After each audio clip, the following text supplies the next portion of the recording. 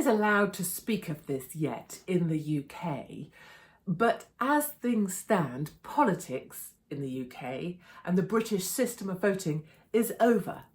There has never been a time where trust and faith in politics was so low. It's running at about 12%. And I'm assuming that's the politicians themselves or their mothers that are actually making up that 12%.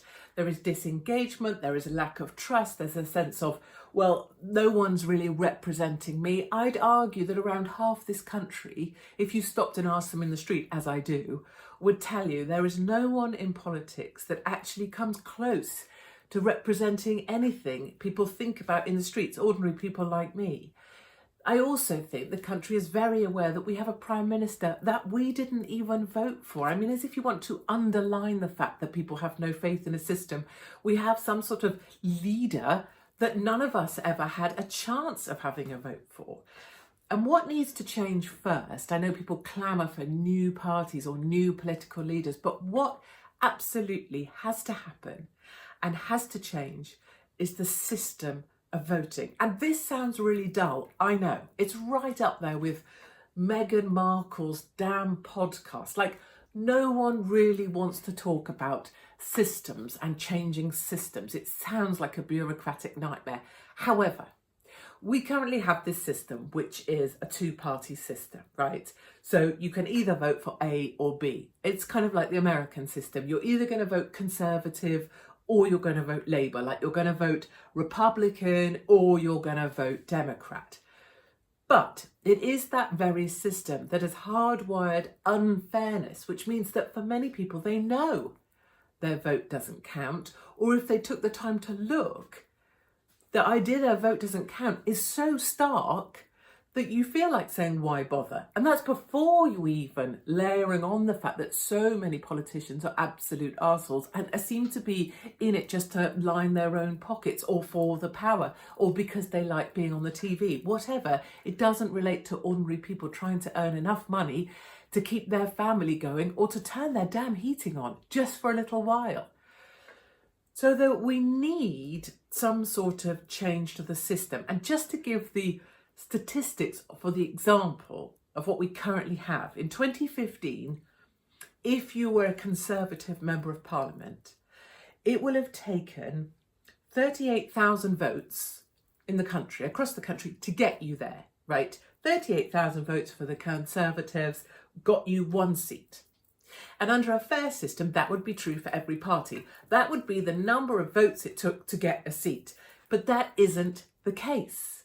Because of our unfair system, where it's a two-party system, if you were a Green Party voter, it took 866,000 votes to get one seat. And the same was true actually for UKIP, the UK Independence Party. They could get eons of votes, but ended up with just one seat. I think their number actually was 388,000 votes for one seat. And then for others, it worked really weirdly the other way. So like the Scottish National Party only had to get 25,000 votes for one seat. And I don't want to labour the point. It doesn't matter what your political beliefs are. You could be as green a thing. You could be gluing yourself to a picture frame in some gallery or throwing beans on a Monet as I speak. Whatever you believe in, you can possibly agree, even with me, Katie Hopkins, the big bad wolf, that the system has to change. And what we need to change to is a system of proportional representation. And there's many of those. But the amazing thing about proportional representation is not only would it mean that everybody had to get the same amount of votes to get a seat, this many votes gets you this many seats. There is a fairness in that, implicit and very easy to demonstrate using a pie chart or any other ways of demonstrating that your vote counts the same no matter who you vote for.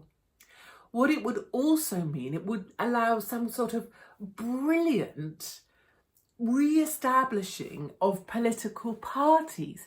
Because instead of trying to be a broad brush thing that appealed to as many people and didn't isolate those people or alienate those people, but definitely got those people and said the right thing to these people, even if we're lying, the political parties can be much more targeted. So let's just say you're someone who loves the green stuff. The political party, the Greens, or whatever they want to call themselves, can really target you and appeal to you because they're looking for your votes. Because when it comes to getting political power, it will be an alliance of parties that make up the political power. Very much as in Europe, where 4 or 5 parties have to work together and work together to achieve power.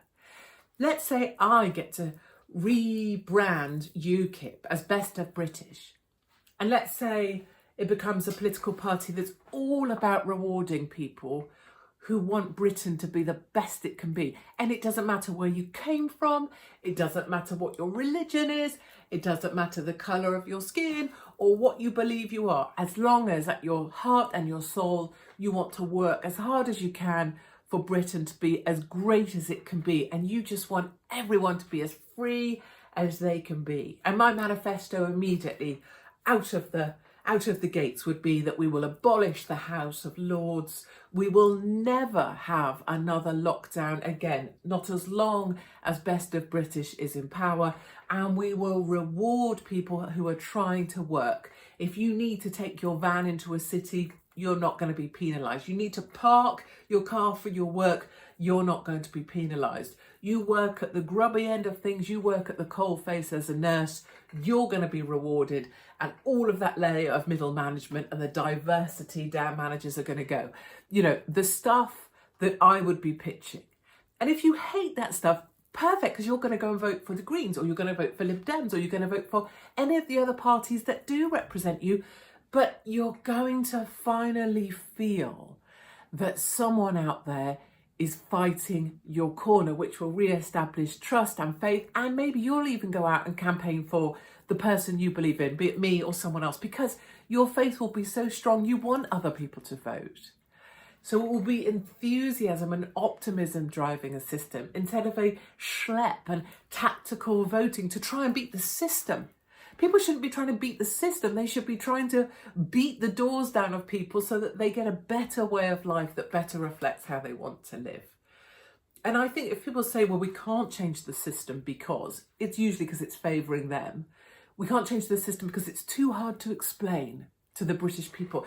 Proportional representation, hard to say, is too hard to explain. That's insulting. Because it isn't too hard to explain at all. British people can understand a dang pie chart, that if you get a quarter of the votes, you get a quarter of the seats under the new system. That's simple to understand, and it gives people the thought that maybe politics might mean something for them again. And you know what's best of all about proportional representation, a change in the system, is that change brings hope. And hope right now is the very thing that British people, and I'd argue Americans and others, but hope is the very thing that is needed most of all.